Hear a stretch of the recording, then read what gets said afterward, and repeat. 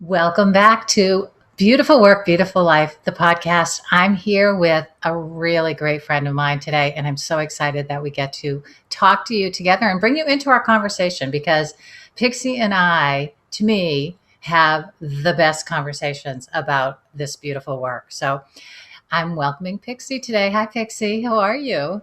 Hi, Laurel. How are you? I'm good. I'm good. I'm so glad you're here with me because I always feel like after we've had our conversations that we have uncovered some jewel or some gem. And I always feel like it's so helpful, and it could be so helpful for people. So here we are on the podcast, and we're actually going to send it out to the world. And hopefully we will help some people with our conversation. Yeah, I always feel so energized. I always leave your house and just have an extra skip in my beat.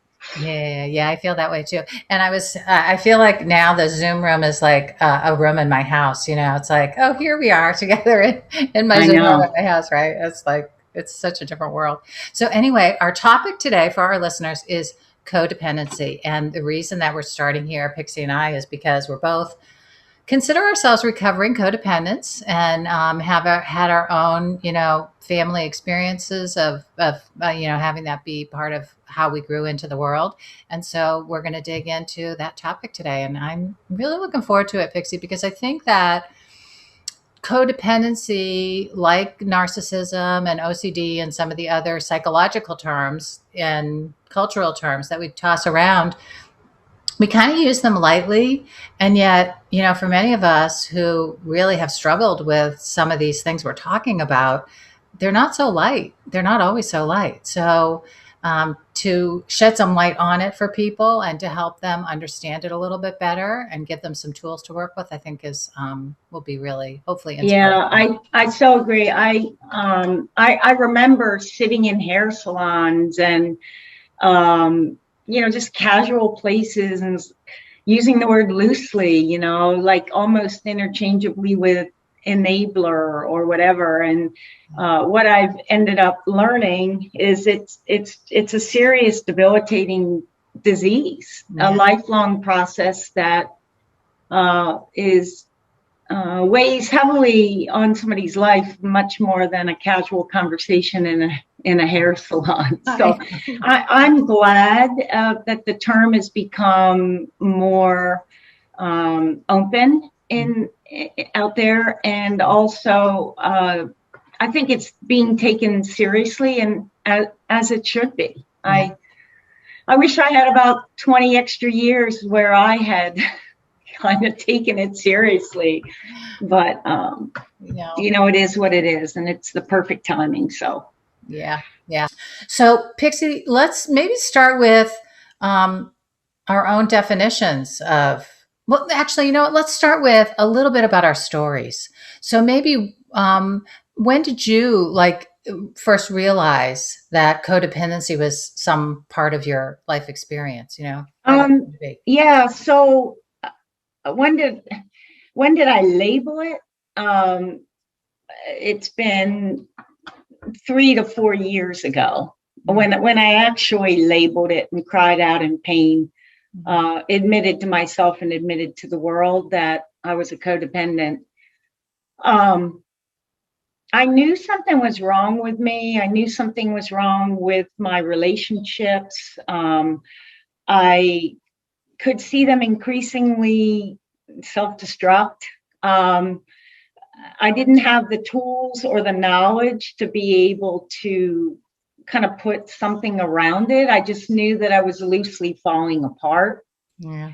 Yeah. Um, I've been in and out of counseling since, the age of 20.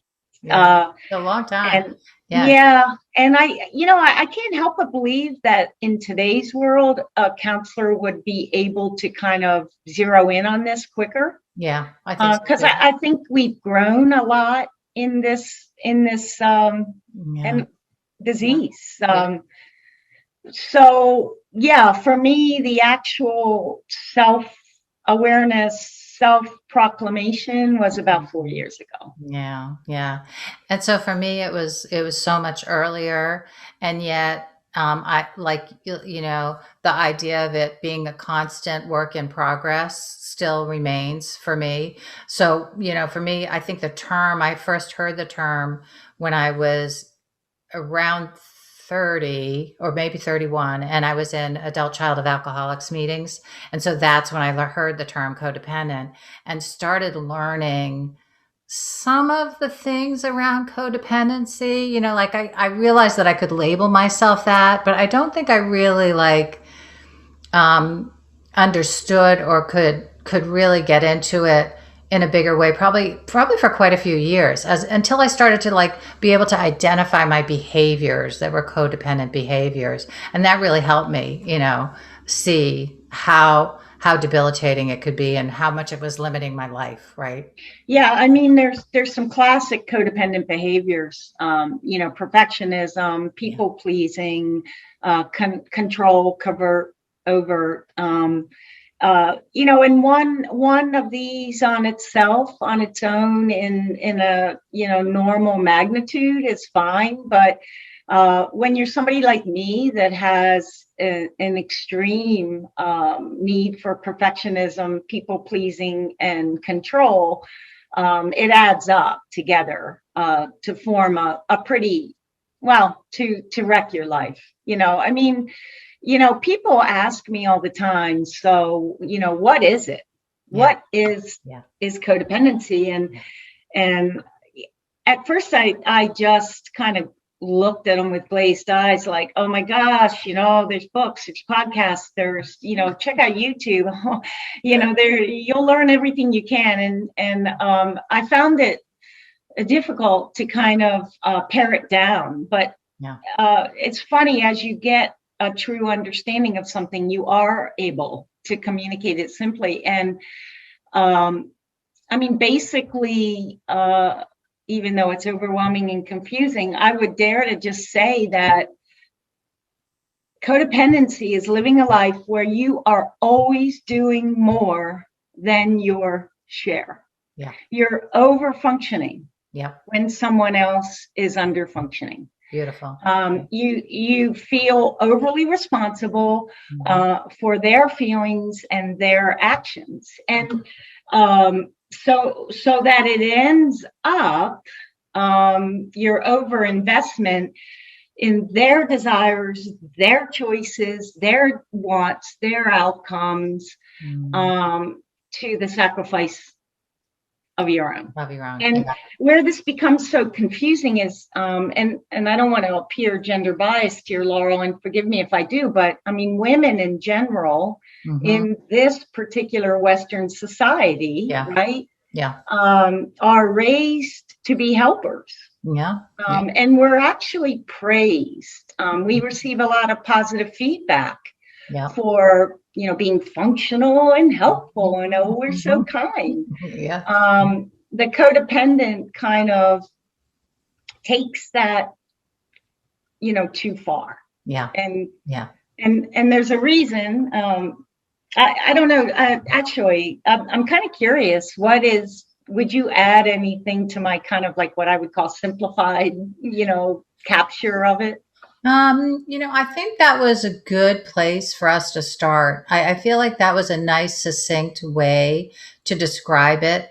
And I think that, one of the ways for us to talk about this too, and to address it, or to help people see it too as not an all bad thing. Because you said, eventually it felt like it was wrecking your life or wrecking your relationships, right? And so the beginning of codependency is how we learn actually to build relationships. It's like, if you're predisposed to be the person that likes to help, that wants to be the people pleaser, that has the perfectionistic tendencies, some of us have those tendencies anyway, right?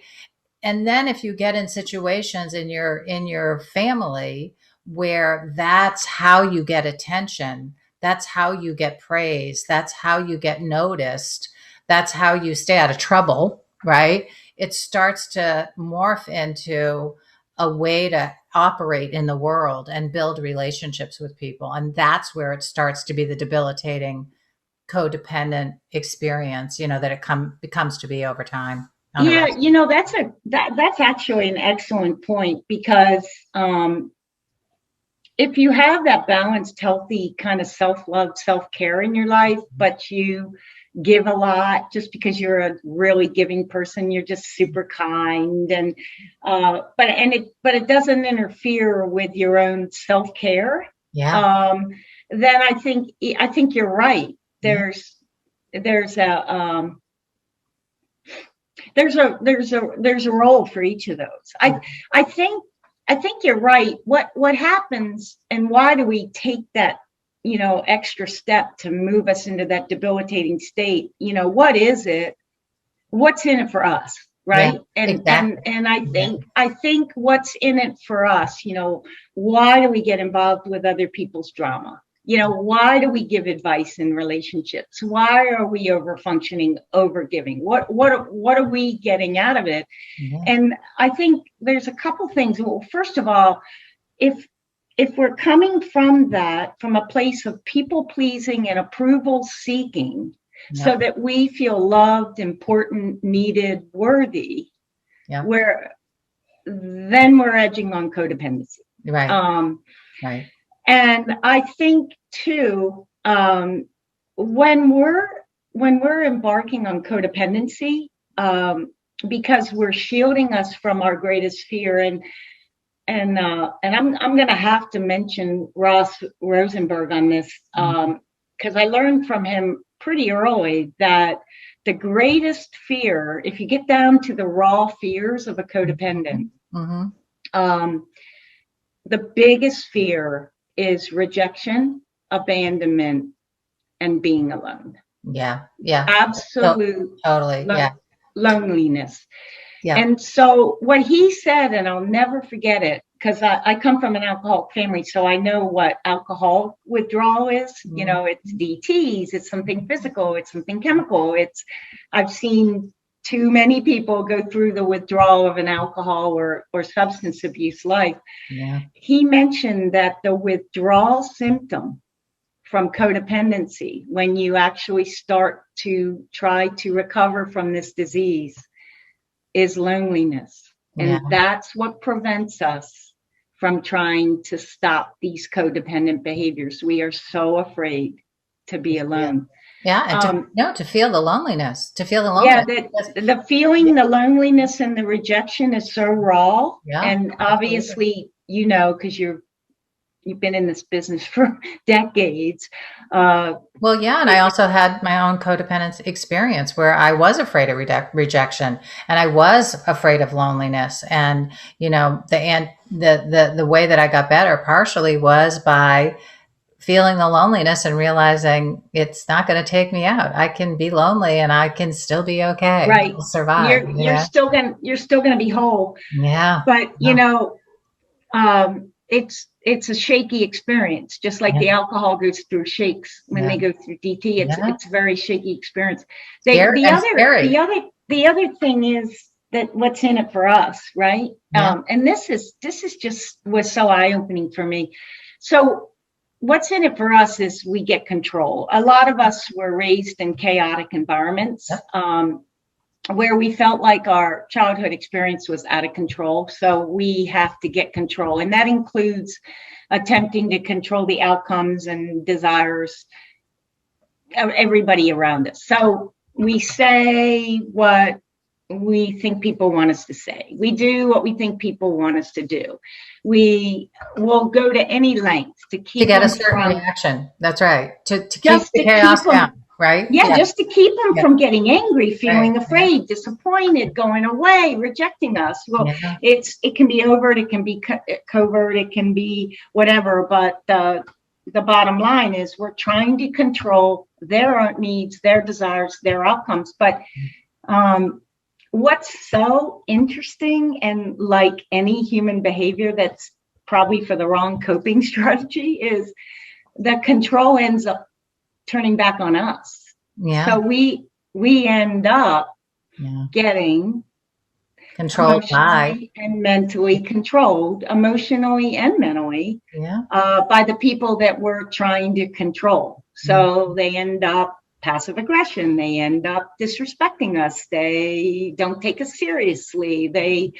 It's an endless string of being controlled. Well, and even our own behavior is out of control. And so that's controlling us in a weird kind of way, right? Because it's kind of like we don't even have conscious control over how to respond the way that we authentically respond. And so it's like this whole dynamic is out of our control. It is controlling us, which is because I remember like at the point where I realized that, back in my 30s or whenever it was when I was really working on all this stuff, and I felt like, oh my God, I'm trying to control all this stuff, but it's controlling me. Like it's making me do things, or I'm thinking it's making me do things to keep everything harmonious. And who's playing who here, right? Well, and so funny. I mean, so many examples from all your clients and people and your experience with counseling.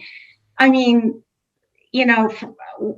some codependents lose their whole financial standing and well-being because they use their retirement to pay for this, pay for that, for their kids, for this, for that person, and then they end up being controlled by the fact that they just lost their financial well-being or physical. And I think that's a great example, Pixie. That's like a concrete example too of when we talk about how codependency unarrested or untreated or unworked with, right, is how can it wreck your life? That's a great example of how it can escalate one step after another to where it can truly ruin, different aspects of your life. And oh my gosh, not only do you have ruined relationships, which is the classic consequence of codependency, but you have financial ruin, and a case in point too is a physical ruin. I mean, I'm kind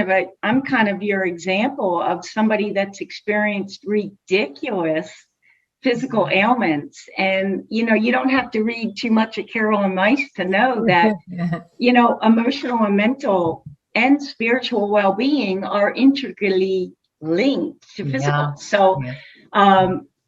Sure, there's some physical mishaps out there, but I can't help but look at the string of my physical ailments, hip trauma, 3 back surgeries, weird diseases, epiglottitis that no adult gets in a million years, breast cancer. It's a string of just physical ailments that are, in my opinion, a consequence of just debilitating emotional and mental sickness. I know. So Pixie, let's just go back to the Ross. Tell me the author that you mentioned that you read, and if you have a title of his book, just for our listeners too, because I want to offer. Oh, sure. He's the book I'm probably going to highlight the most is called The Human Magnet Syndrome. So Rosenberg, he's been a clinical psychiatrist for probably 30 years.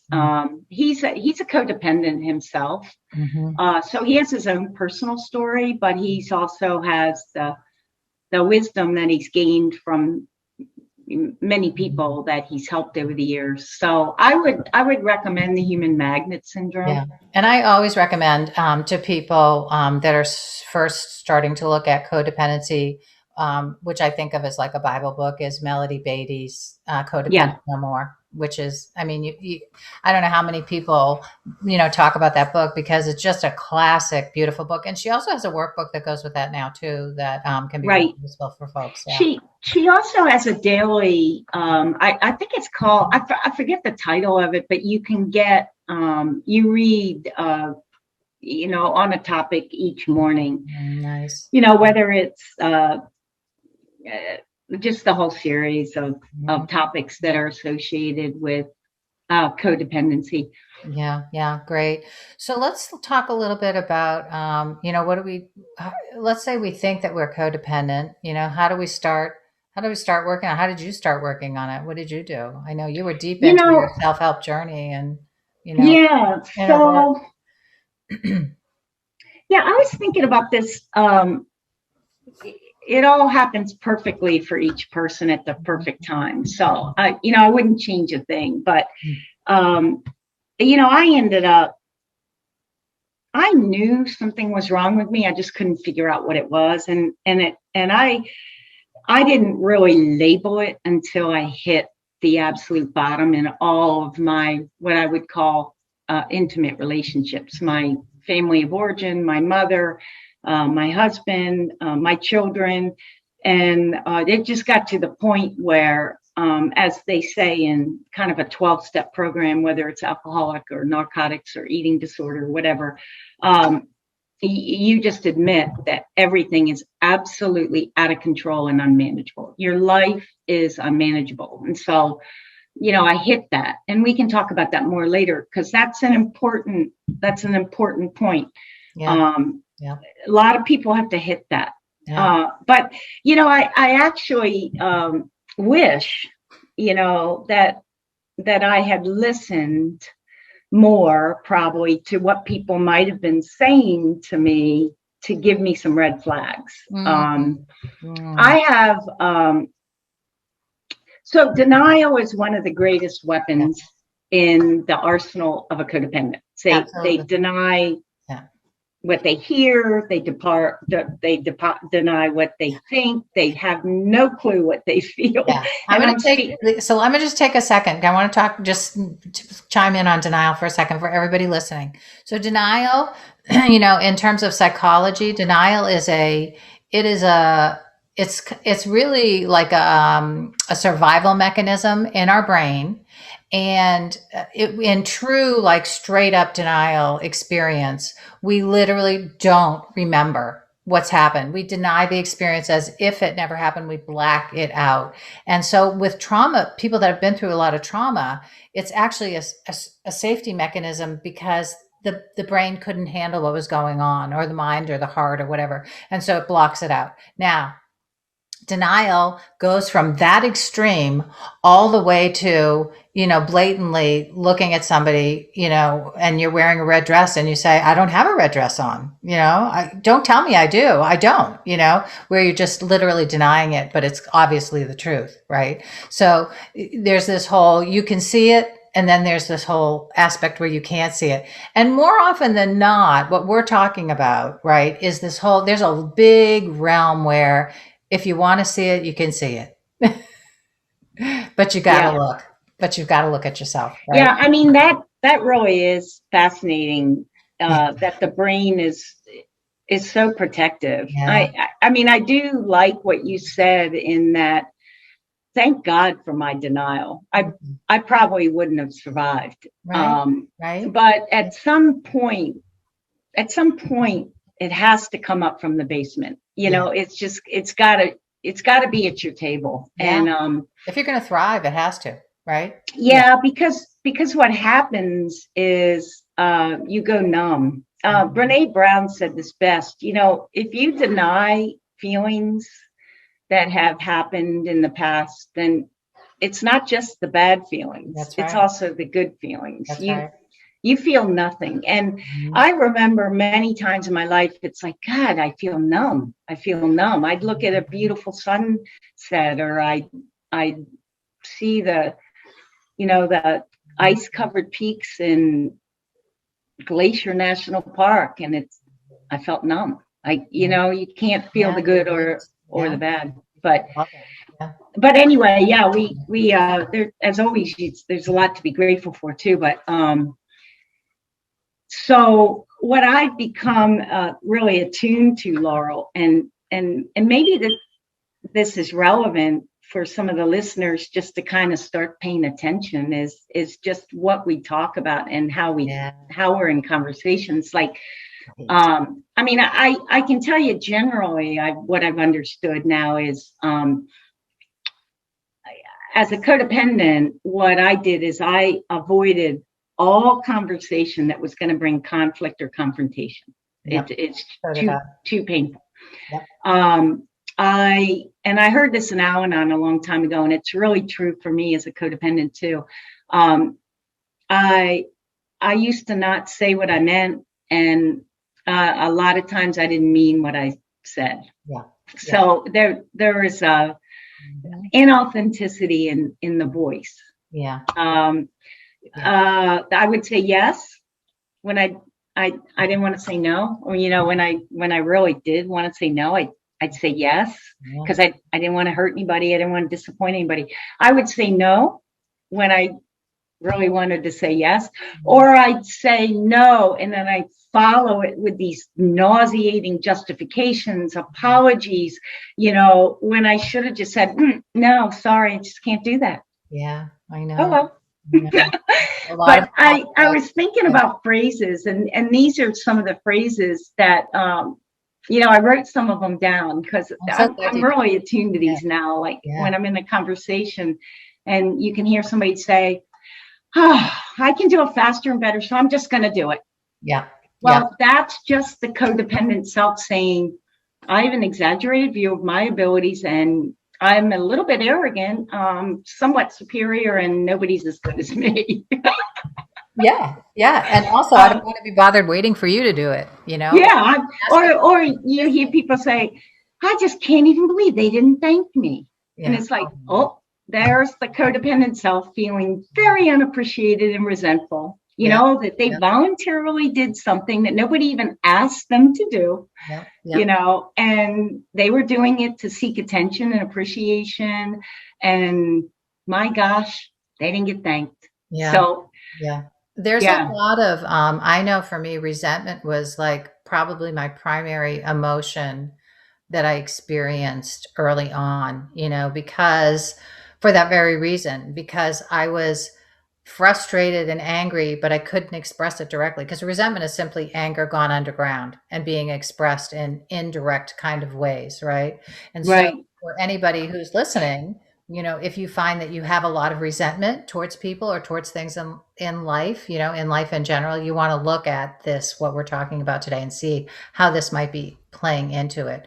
But resentment, um, just poisons us. It's like toxic. It's the anger gone inward that never gets truly expressed. Because if you're expressing it in indirect ways, it usually is unsatisfactory and it doesn't really serve us. And so we hold this emotion, this energy of anger inside, and it literally becomes like a poison in our system. So, resentment is a great marker for your ability to express your anger or not express your anger and how you're doing it. And, for me, that was a big journey, being able to say I was angry about something and do it Yeah. well, that was a big deal. Yeah, feeling mistreated, feeling used, all those feelings.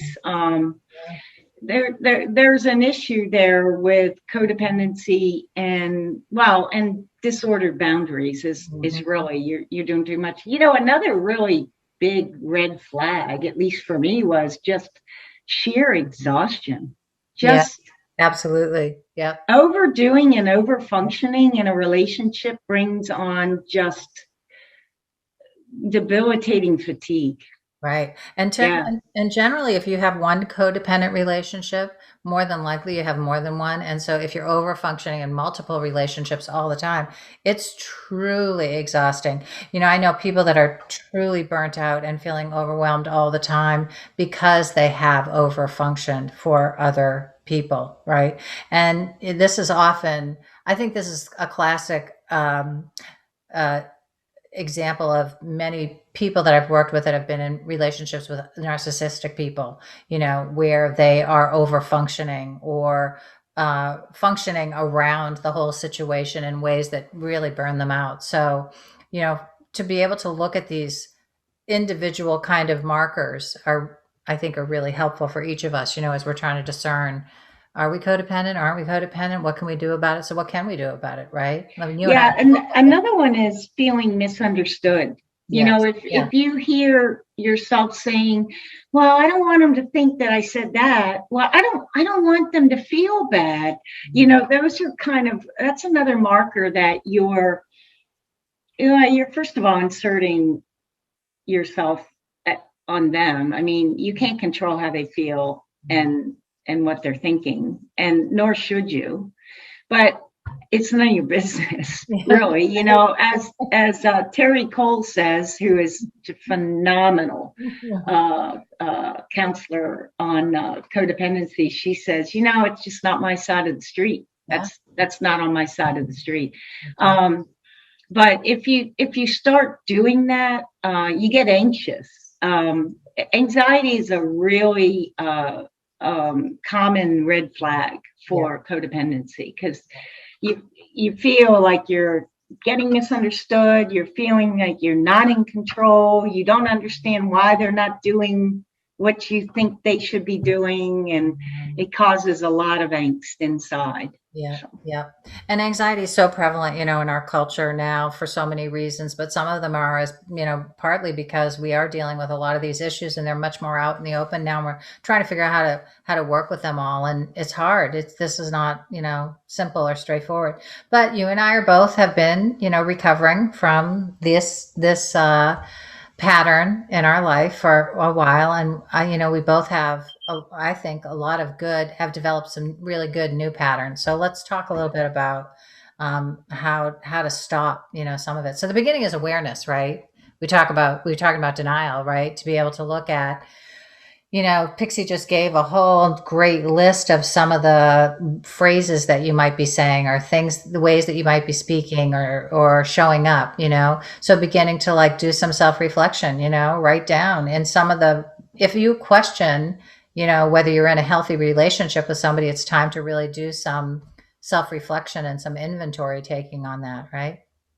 I mean, I started with the pause, Laurel. The pause is so important. Yeah. And, you know, try to put 3, 5, 7 seconds in between you and whatever just happened. And sometimes with people that can strongly trigger codependent feelings, I even put up a stop sign in my head, and just, you know, this is not serving my greatest good right now. I try to get a graceful exit to go and give myself some time to process something before I react. So a pause/stop is a really, really good start. Yeah. And I think listening to some of the language that you use, you know, some of the phrases that you talked about, one of the things that I remember doing early on was I was always using the term, I should do this, I should do that, because I was so caught up in the rule book that I had developed about how to manage my life around everybody and do the right thing all the time. And so there was this endless list of shoulds. And so, you know, I started literally kind of attaching a bell in my head whenever the word should come out of my mouth. You know, I'd hear this kind of ding, ding, ding, and I'd be like, wait a minute, hold on. And I'd rephrase the whole thing. And what you're doing when you're doing that is you're starting to take some of your power back. You know, you're starting to really think through consciously, how can you respond and speak differently and more in alignment with how you want to show up, you know, which is hopefully more confident, you know, less attached to what the other person's going to say or do, you know. And, you know, I want to say for anybody listening, if you're in a situation where you behave certain ways because you're afraid of somebody's violent behavior towards you, that's we're talking about a whole nother thing. You know, I mean, it could be a codependent relationship, but you also are in an unsafe situation, and that requires even more help than what we're talking about here on our I think that's a whole different toolkit. Some of that is requiring the help and assistance from some professionals in the different fields. But you know, I would say the other key thing for me, Laurel, was to start to actually ask myself, what is it that I feel? That's hard for a codependent to do, but it's for me, it's the start of true healing, because you have to know how you feel. Mm-hmm. And then you can figure out what you want, that desire, that need. Yeah. Codependents have a hard time knowing what they feel, and they also have a hard time knowing what they want and desire. That was going to be So that's yeah. those are two things to kind of step through. How do I feel right now? Yeah. What do I want right now? What do I desire? And then the big one, which codependents have a really hard time with, asking for what you want. Yeah. Because you're worthy enough and you deserve it. Yeah. It is about you. Yeah. And once a codependent realizes that that's not selfish, you know, I don't have to feel guilty asking for what I want. Yeah. I actually am worthy of this. The people in your life, they're actually the winners. They end up benefiting when you get healthy like that. I know. So true. So true. I love that. The other thing, Laurel, I was going to mention, that helped me, the pause, the stop, the feeling out what I'm feeling, the desires, being able to ask for it. The other, I think, key tool for recovery is to figure out boundaries. Mm-hmm. Yeah. Yeah, I do too. I do too. Pixie, let's come back and do a whole nother podcast episode on boundaries, because I feel like that's such a big topic. And I feel like it could be a kind of a part 2 to this one for folks. Oh, I agree. I think it's a codependency is so related to disordered boundaries. And I think that tool is key to. Yeah, I do too. To recovery. Yeah.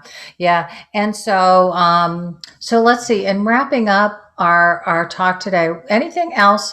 Oh, how do we want to close? What is kind of like your final, like, you know, I was thinking about how we started where, you know, it's okay if you're codependent.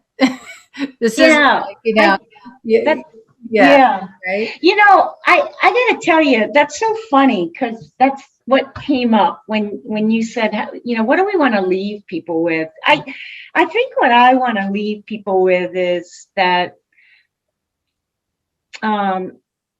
when I finally admitted that I was a codependent, and I mean on my knees, screaming it out to, you know, the universe, you would have thought that I would have been scared. It was the most amazing sense of relief. Yeah. It was, I felt like I was part of a group. There's a lot of people out there that are going through this, and a lot of help out there.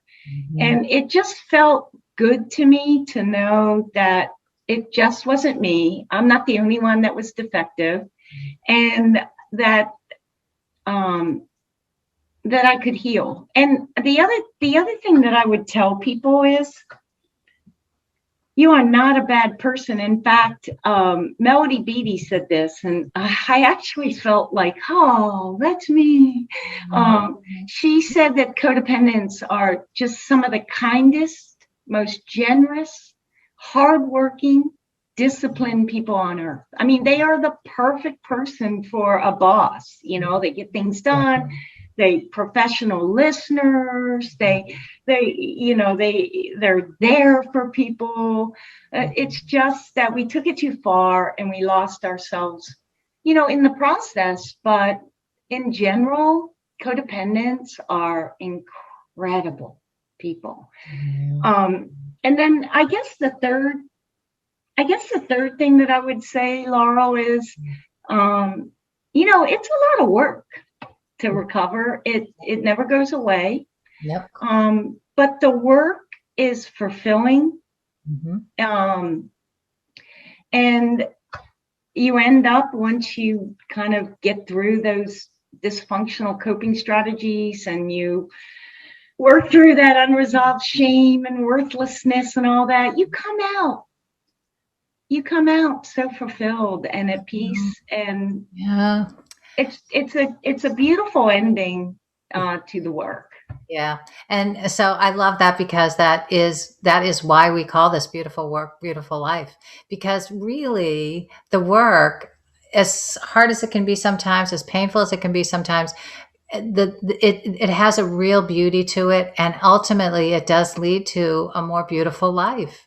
You really feel more fulfilled, more whole, more capable, and usually now newly surrounded by some people that are truly supporting you, and Oh, yeah. You start to attract healthy Yeah. relationships, which, for me was Yeah, that was a big deal for me. that's the gift. That's Yeah, the gift. such a And gift. yeah, you become healthy and you start to attract healthy people. Yeah, So yeah. Well, thank you, Pixie, for taking the time and sharing with me and sharing sure. with our Yeah, listeners. And let's come back and do one on boundaries, okay? I think that's a great All idea. I right. enjoyed it, Laurel. Great seeing Good. you. Thanks. Me too. Bye for now. Okay. Bye. Bye.